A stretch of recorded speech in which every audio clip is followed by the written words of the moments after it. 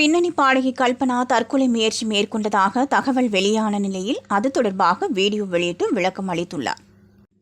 அந்த வீடியோவில் அவர் கூறுகையில், நான் LLB மற்றும் PhD படிப்புகளை ஒரு சமயத்தில் படித்து வருகிறேன். அதே நேரம் எனது இசை வாழ்க்கையிலும் மிக தீவிரமாக பணியாற்றி வருகிறேன். இதனால் மன அழுத்தம் அதிகமானதால் பலகாலமாக எனக்கு சரியான தூக்கம் இல்லை. இந்த பிரச்சினைக்காக மருத்துவரிடம் சென்றபோது எனக்கு இன்சோம்னியா பாதிப்பு இருப்பதாக சொல்லப்பட்டது. அதற்கு எனக்கு மருந்துகளும் கொடுக்கப்பட்டன. அந்த நாளில் மருத்துவர்கள் கொடுத்த மாத்திரைகள் கொஞ்சம் ஓவர் டோஸ் ஆகிவிட்டது.